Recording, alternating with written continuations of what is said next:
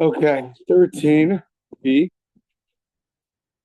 So we have flour and we have the frankincense. That's called the lavona, and both of them are essential for the flour offerings. So the question is, the scooping up of the frankincense cannot be done by a non-Kohen. So Amar B'yanai, likut lavona bizarre pasuk. No, it cannot. It's invalid. Only a Kohen can do it. Amar Yirmiyah mishum haylacha nagu b'hay. The reason why is because the actual scooping up of the frankincense is akin to the service called holacha, of walking. Just like we'll see, or we saw already, by a regular animal, one of the four services is walking it. So too here, the scooping is like walking. Why? Because savar halacha shelo beregel shmei halacha. Walking without your feet is called walking. Meaning, when you scoop up the frankincense and you give it to the Kohen, you just saved him 3 steps, 2 steps, whatever it is. So in essence, you're walking it over to him, meaning you're getting it there, you're getting it over here, and the Kohen takes it. If you weren't there, he would have to go and get it from there. So in essence, that's why we compare this to holacha. And holacha bizar psula. Walking in general, as one of the services, is for sure invalid by a non-Kohen. Our scooping of frankincense is like regular service of walking. Regular service of walking for sure invalid. Here you don't necessarily do any walking, but you're saving him steps. That's akin to, similar to walking of a regular animal sacrifice, and that's why it's invalid if done by a non-Kohen. We also taught this in a brisa. This is the general rule. Anybody does kmitza and puts it into a vessel, the hamolech, and walks it, the hamaktir, and offers it up. So now let's compare all these things to a regular animal sacrifice. So these are the services. Okay, so here we go. So bishlam kometz, kmitza, hainu shochet. That's like shchita, like slaughtering. Molech, walking. Nami hainu molech. That's like walking. Walking by the flour is like walking by the blood, by a regular offering. Maktir, hainu zoreg. Offering the kometz, offering that up on the altar, that's like zoreg, that's like the sprinkling of the blood. So Ella no sein bekli ma'ika of it. So what about putting it into a vessel? When you have the flour and you do the kmitza, you scoop out the flour and then you put it into a service vessel, into a holy vessel. What is that comparable to? So, maybe you'll tell me that taking the kmitza and putting it into a vessel is the same as taking a vessel and catching the blood after the animal is slaughtered in that vessel. So, and therefore it's going to be a service of kabbalas dam, kabbalas kometz, accepting the flour, just like accepting the blood. So maybe you'll say that, are they very similar at all? Hasam and mela, shakil. The Gemara thinks that this difference makes a difference. When you have a vessel by the blood, you're catching it, it's slaughtered, blood spurting, you're catching it. Here, you're putting it into a vessel. That's not comparable. So, here you take it and you put it in yourself. Why is the accepting into the vessel by the kmitza considered a service? Because you can't do without it. So if you can't do without it, that makes it a important service. So therefore it has to be like accepting the blood. You have no other choice. You need it.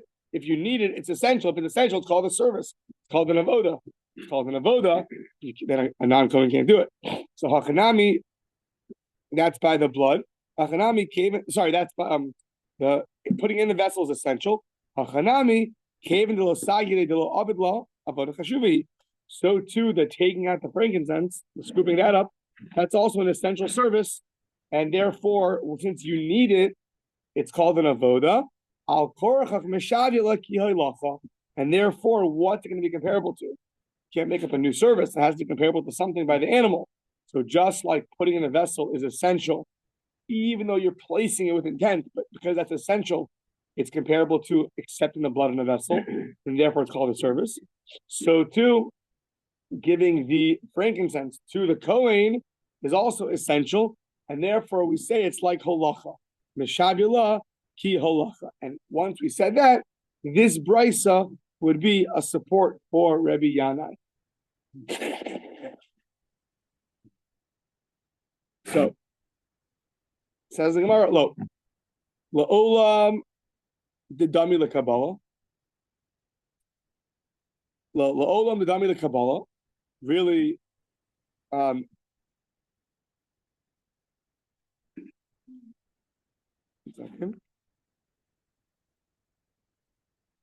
okay, says the Gemara, no,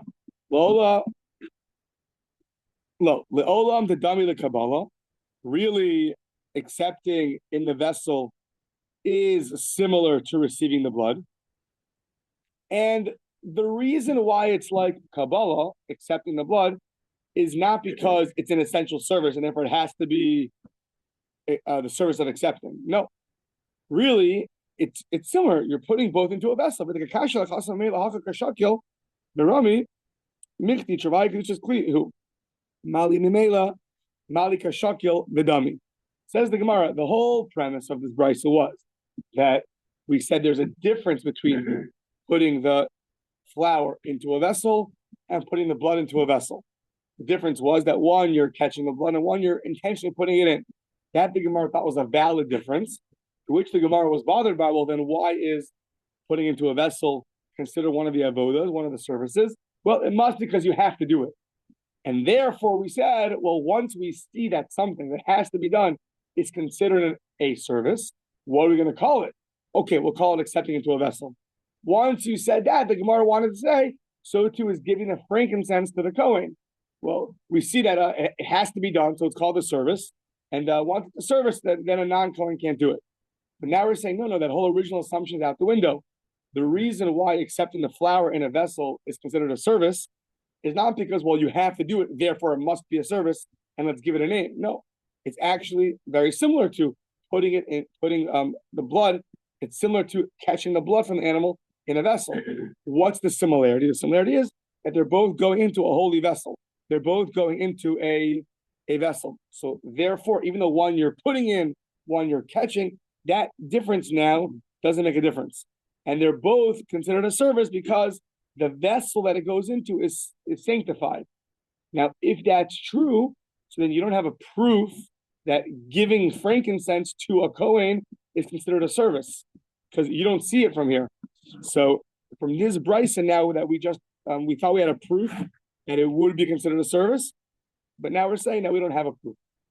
But Rav Yanai still holds that it's true that giving it to the Kohen is going to be invalid if you do it by a non-Kohen, presumably because he holds it is a service. Just this brisa is not going to be a support for him. Okay. We have on Shavuos a number of sacrifices that are brought. However, there are two lambs that are directly linked to the consumption of the bread for the Kohanim to eat on Shavuos. Even you'll bring a bunch of sacrifices on Shavuos, but there's two lambs that permit the bread on Shavuos to be eaten by the Kohanim. That's one. Number two is that every Shabbos they would switch the 12 loaves of bread, 6 and 6. Each one of the 6 had a bowl of levona, of frankincense. They would remove that incense, that frankincense, and offer it up on the altar. That would permit the Kohanim to eat the bread. So that's going to be a long conversation now about all these, how you split pigel, half of this and half of that, and that whole world. Yeah. Okay. So now it says there is a shachat shnei kvasim lechol achas menachalos. You slaughtered, a person slaughtered 2 lambs to eat achas menachalos l'mocha. So here, during the service of slaughtering both lambs, you have in mind to consume one of the chalos, one of the breads, the loaves of bread that you're bringing on Shavuos tomorrow. So you have in mind during the Shechita to consume a bread after the right time. Okay, that's one case. Or hikter shnei bazichin. You see where we are? In the Mishnah. Yeah. Hikter shnei bazichin, you have these 2 bowls of the frankincense that you're bringing that every Shabbos, are removed and replaced. Now you're bringing both of those up to do what? Lechol echad min hasadar lemachar, to eat one of the sets, 6 loaves of bread tomorrow. So here you're doing a full service, a full permitter service, both lambs, both bazichin, both bowls of frankincense. However, you only have in mind to consume half, either one of the breads, one of the loaves, or on Shavuos, or 6 of the loaves on a regular Shabbos. So what's the law in that case? Rabbi Yossi Omer Oso HaChalav Oso HaSeder Shechishin of Pigel V'Chayav Kares, says Rabbi Yossi, the one you had in mind for now becomes kares. So that bread that you had in mind to consume tomorrow now has a status of pigel. Person eats it, they're chayav kares, they're liable for kares.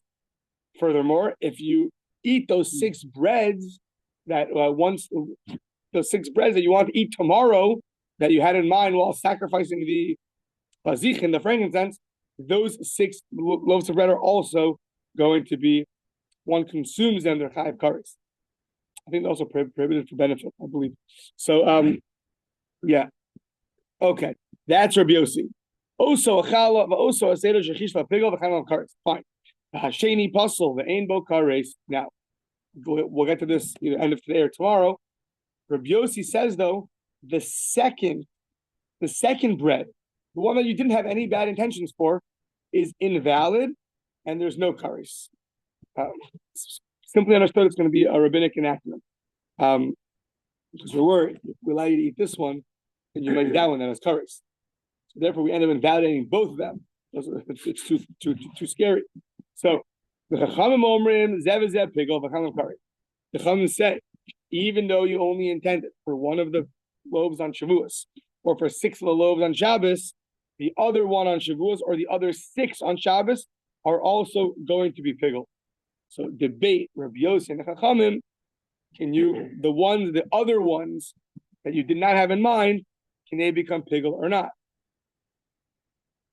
Obviously, behind their debate is how do you view these things? The 2 breads you bring on Shavuos, is that one unit? Is 2 parts of one animal, so to speak, or 2 separate parts? If it's one part, maybe they come together. If it's separate, maybe not. So we'll see. Okay. Amar Rav Huna, Omer Haya Rabbi Yossi. So here, now we're going to pick on Rabbi Yossi. Why? Because Rabbi Yossi is the one that just told us that even for one of the breads or for 6 of the breads, it's going to be pigel. So how far is he going to go?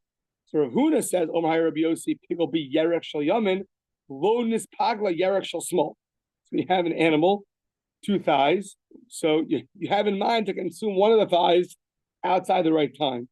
It says Rabbi Yossi, okay, so that one, let's say the right thigh that you had in mind, will become pigel, but the left one not.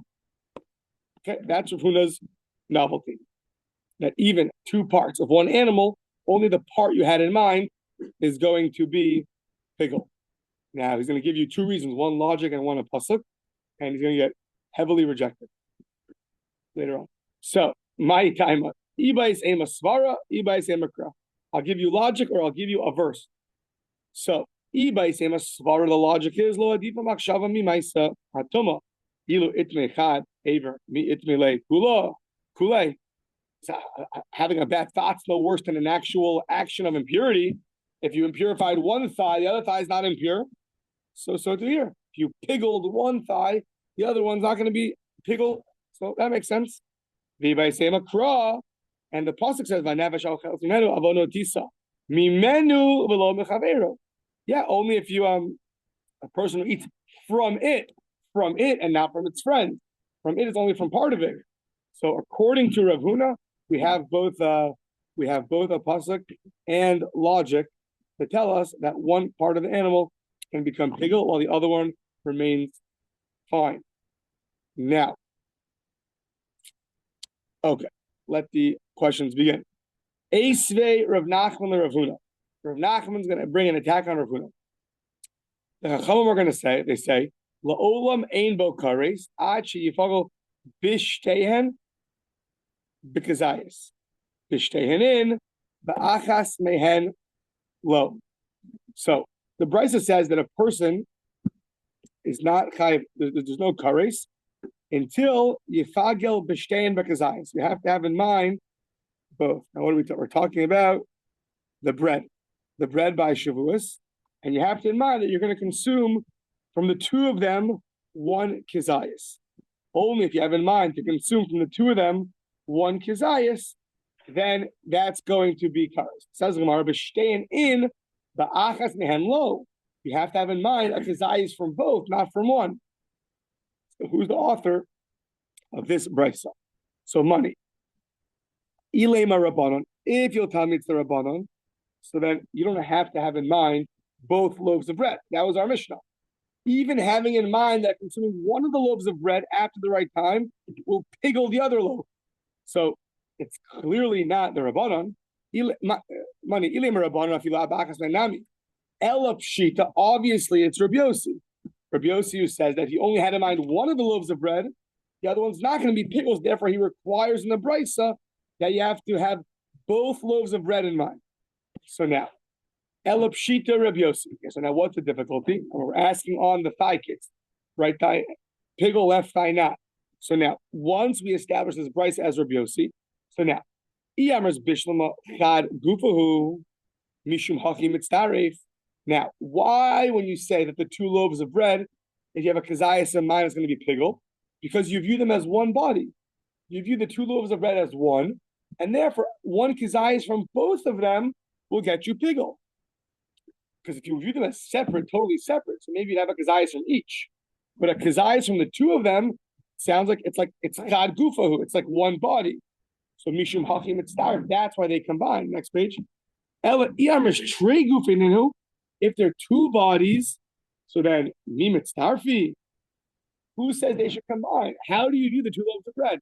As one body or as two bodies? If it's two bodies, so why do they combine half and half?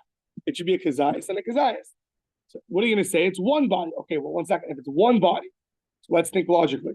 If two loaves of bread are considered like one body, and you can have a kazayas from both of them, then for sure one animal, which is actually one body, the right thigh and the left thigh, should for sure be considered one.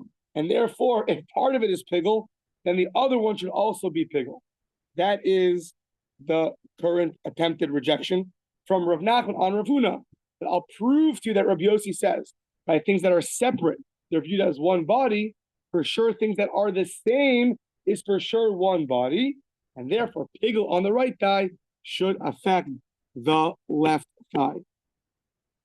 So this rejection is rejected, which means we're back to upkeeping Rav Huna. Why? Because the only two opinions we mentioned so far are the rabbis and Rabbi Yossi. However, we have the classic third guy, Rebbe, comes and saves the day. So how many Rebbe? No, this idea of the two loaves of bread as one is actually Rebbe. Once it's Rebbe, right? So it doesn't have to be Rabbi Yossi. Once it doesn't have to be Rabbi Yossi, you can't use it as a rejection against Rabbi Yossi. It's another opinion. You can only ask on Rabbi Yossi from Rabbi Yossi. You can't ask from Rebbe, different opinions. So now we're going to prove to you that it's the opinion of Rebbe, and therefore it's no longer the opinion of Rabbi Yossi, and we're in the clear. So Titania says the Bryce Hashokin as a Kevas Lechol Chetzikazais Mechalazu V'chein Chavero Lechol Chetzikazais Mechalazu. So still on Shavuos, you slaughter one of the lambs to eat half a kazayis of one of the loaves. And similarly, v'chein chavero, that you're going to slaughter the other lamb to eat another half a kazayis from another loaf of bread. And you have in mind to do it after the right time. You're going to eat after the right time. So, Rabbi Omer, Omer Ani, Shezeh Kosher. Rebbe says that this is going to be still kosher. It's not piggle, because you only had in mind. So let's see. The Amar Taima, the Amar Chetzi. Sounds like a shawarma in Israel, right? Chetzi, yeah. So Taima, the Amar Chetzi. Aval Amar Kizayis Mishtein Mitzdarif. So what's the logic? So here break it down. There's two things. There's the service that you're doing. That's in this case slaughtering of the lambs, and then there is what you're trying to affect, the pigul that's affected, which is going to be the consumption of the loaves. So in this case, you have two lambs. Each one is half a permitter, because you need both of them to consume the loaves. So in essence, what are you doing? For one of the lambs, which is half a permitter, you're having in mind one of the loaves, which is half of what you're able to consume, and also one lamb for one of the loaves. That's half of a service it's a half a permitter to half of the product being consumed. So that's why Rebbe said it's good. But if you would have said Aval Amar Kazayis Mishtehen, if you would have said that when you're doing let's say each one of the lambs, you're saying, you know what, I'm gonna when you do slaughter one of the lambs, I'm gonna consume a kazayis from both loaves. When you slaughter this lamb, I'm gonna consume a kazayis from both loaves of bread. That's fine. It's just not fine because you're only having in mind to consume half from this loaf and half from that loaf. But if you were to combine them together and view them as one, then it would be pigul. So what do we see?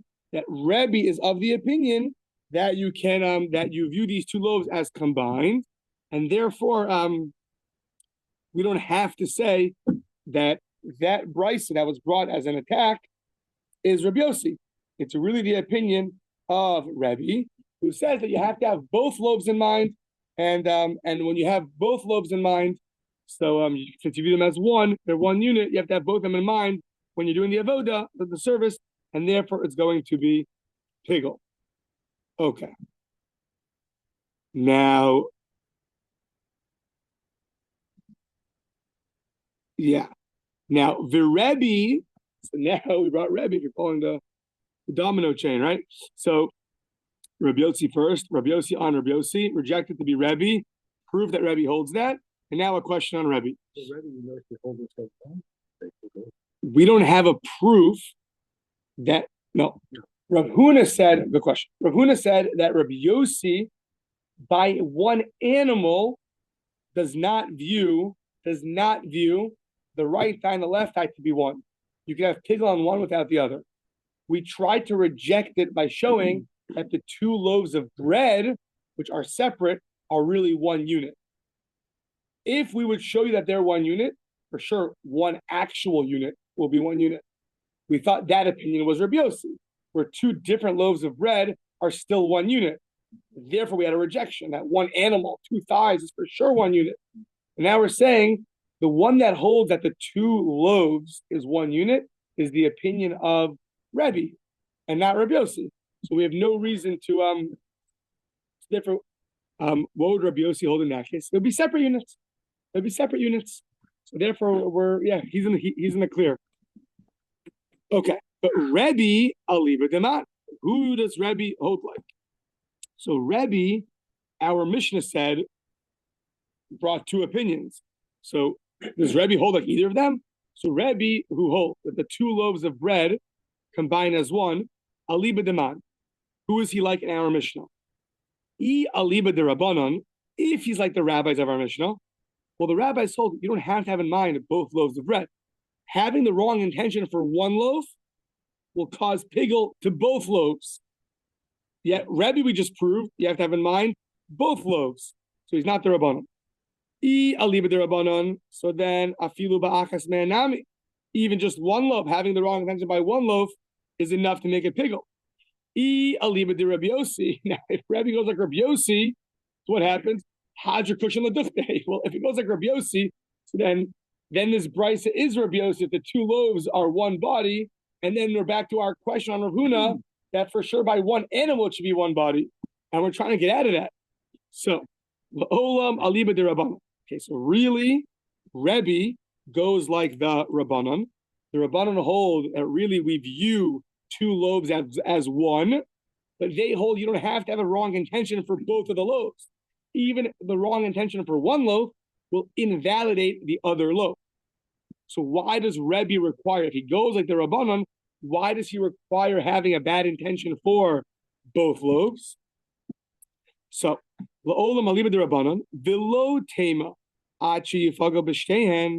So amend the brisa that it doesn't mean achi yifagel b'shtehen, ela ema achi yifagel b'shnehen.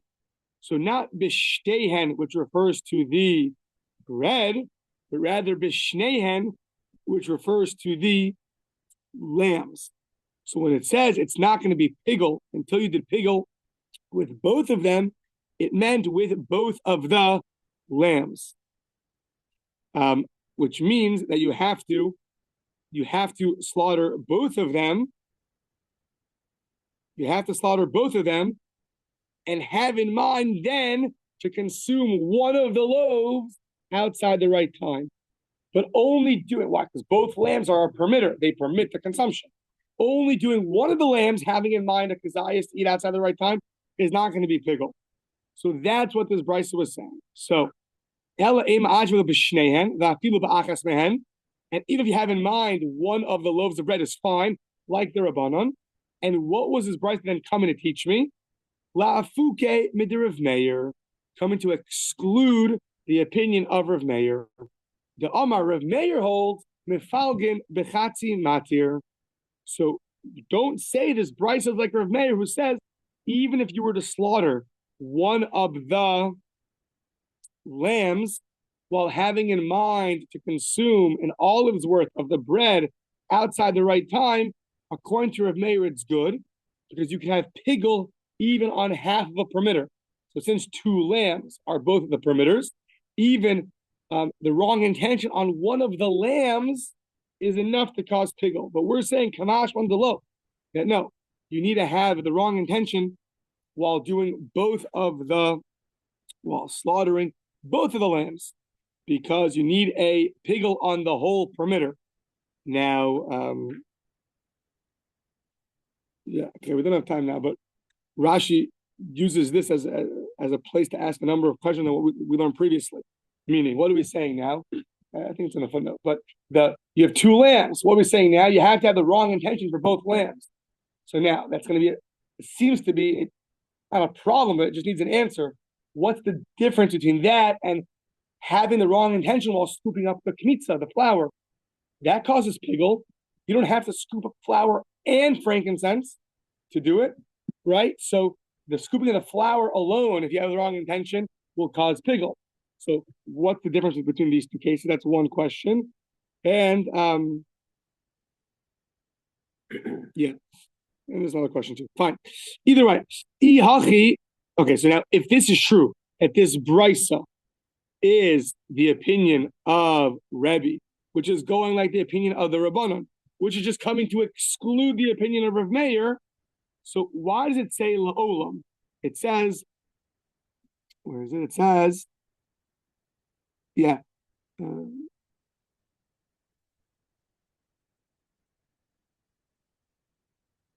The Gemara said, la'olam, it goes like the Rabbanon. Really, it goes like the Rabbanon. The Gemara now assumes that using that phraseology should mean something much more. Yeah, it's interesting. I don't remember ever seeing such a thing before. That the Gemara says, really, right? When we said, who does Rabbi go like? We said, really, la'olam, really, he goes like the Rabbanon. Says the Gemara that when you use that language of la'olam, so it should really come to exclude much more than just one opinion of Rav Meir. That's the assumption. It's interesting. That phraseology comes to exclude much more.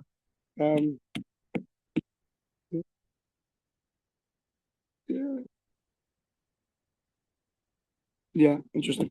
The implication of the word la'olam when you're making like the Rabbanon, it's coming to exclude much more than one opinion of Rav Meir. Okay, so let's see. So, ihachi ma'i la'olam. What does it mean? Really? So, iyamres bishlama bishtayan u bishnehen v'Rabbi Yosihi ulafuki midirav Meir udirabanon kaasi hainu dekamar la'olam. So, if you're going to tell me that really the brisa was talking about doing both lambs and it's referring to both loaves, and it reflects the opinion of Rabbi Yossi, and it's coming to exclude the opinion of Rav Meir and the Rabbanon. So then I understand la'olam is good. So first, rejection that this is going to be the opinion of the Rabbanon and excluding Rav Meir. The word la'olam apparently is difficult. Fine, so that's one problem. So really it would sound like the Brisa is going to be Rabbi Yossi, like we originally thought, and without amending it. And if it's Rabbi Yossi, so then we have Rebbe's going to go like Rabbi Yossi, and therefore we have our problem still, that we see that having in mind both loaves of bread causes pigul, because they're like one, for sure by one animal, one thigh should affect the other thigh. So that's one problem. The ode, another problem is Ha'amar Rav Ashi Tashma. Rav Ashi has a brisa. Rabbi Omer Mishum Rabbi Yossi. Rabbi says in the name of Rabbi Yossi, pigul b'davar. Okay, so now we're talking about specific sacrifices that you bring some of the blood on the inner part, some of the burnt bulls, and other sacrifices where the blood is applied inside, all the way inside. So now, yeah, by the burnt bulls or the he-goats on Yom Kippur. So now we're going to get into a novel opinion of pigul that Rebbe says in the name of Rabbi Yossi, pigul b'davar nasa b'chutz, pigul b'davar hanasa b'chutz, pigul b'davar nasa b'fnim, lo pigul.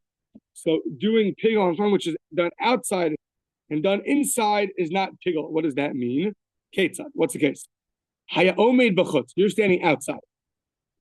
I think outside, meaning in the courtyard, outside the inner area, and you say, "Va'amar hareini shoket amanas lahazos midamo lamachar." Lo pigul. According to this opinion, if you say, "I'm going to slaughter on condition to apply the blood tomorrow," so that's not pigul. Shemachshava b'chutz. You're outside, right? You're in the courtyard, and you're having in mind to do something. B'davar hanasa b'fnim. The application of the blood by these specific sacrifices is applied on the inner altar. So you're doing something outside, having in mind to apply it in the inner altar. That is not going to be good according to this brisa. Haya omed b'fnim, go the opposite. You're standing inside by the inner altar. And what do you say? I'm going to now apply the blood on condition to that the outer altar should consume my sacrificial parts of the animal tomorrow. Or velishboch shirayim lemacher. We're not going to pour the remnants tomorrow on the altar, but both the offering of the sacrificial parts and the remnant pouring is things that are done outside. Says Gemara lo pigul. You're having a thought inside by the inner altar on things that are done on the outer altar, such as the sacrificing of parts and the remnants. Okay. Third case. I'm standing outside and I say, I'm going to slaughter on condition to pour the remnants on the altar tomorrow. That's good. It's outside and outside. Or to offer up the sacrificial parts on the altar, which is also on the outer altar. So that's pigul. That will be pigul. You're having a thought outside the inner area about things that are done outside the inner area. Okay, so now lishboch shirayim li'ivkule mat. So when you're having in mind that you're about pouring the remnants on the outer altar, so what is going to be kares? You just told me that there's a case of kares. You are going to slaughter on condition that tomorrow the remnants are going to be poured on the altar. So what becomes kares? Which part of the animal becomes kares? So now here's going to come our issue, right? So you're doing shechita, and you're having in mind that the remnant blood will be poured on the outer altar, and that's called kares. What's kares? Which part, if you eat it now, is going to be kares? The blood will become pigul. Blood can become pigul. It's only something that has a permitter. The blood is the permitter. It permits consumption. Only something which we learned from Zvachim, based off the shlamim offering. It's only something that permits others. But the blood itself is the permitter. So it can't be the blood that becomes pigul. So the following things don't have pigul. What are they? Hakometz, the kmitza, meaning the flour can't become pigel because the knitza you don't consume that. The frankincense, the lavona, you don't eat that. V'ak tores, and the special tores you bring, uminchas kohanim, and the flour of the kohanim that gets consumed, uminchas nesachim, and a special flour libation, uminchas kohen mashiach, and the mincha brought by the anointed kohen, v'hadam. All of these things are not subject that they will become kares as a result of pigel. So, what is pigel in our case? And then here's going to come the question on Rabbi Yossi. El pshita lev gulei basar. So what happens? You have in mind is all a roundabout way to get to the following point. You're slaughtering, having in mind to pour remnants of the blood on the outer altar. At the end of the day, that's pigel. Now, what's pigel? What are you going to eat tomorrow that if you eat it, it's going to be kares? Well, not the blood. So what? Yeah. Oh, it must be the meat. The meat that could be consumed. Even though you didn't have in mind for the meat, it'll still become kares. So now, says the Gemara, let's attack Rabbi Yossi like this. Uma hasam delo chishe basar gufe. And Amar Rabbi Yossi mifkal hacha de chishe babezeva gufe lo kol shekain de pigal. Lo kol shekain de pigal b'yarech yamin pigal b'yarech small. If in the event where I never even had in mind any meat consumption, and yet the meat becomes kares, for sure, if I had in mind I'm going to consume the right part of the thigh tomorrow, for sure, the left part of the thigh should also be kares. If I didn't even have in mind and the whole piece of meat becomes kares, if I have in mind for part of the meat, for sure the other part should become kares too. Now, I'm thinking now you could reject it maybe, but I guess the Gemara doesn't. When you have in mind nothing, so we assume it's the whole meat. When you have in mind the right part, maybe it's only the right part. Maybe your more intention is going to okay, but the Gemara doesn't go with that. Interesting to know why. Why not? 6:47. Just getting nervous. Okay. Yeah. No, I know.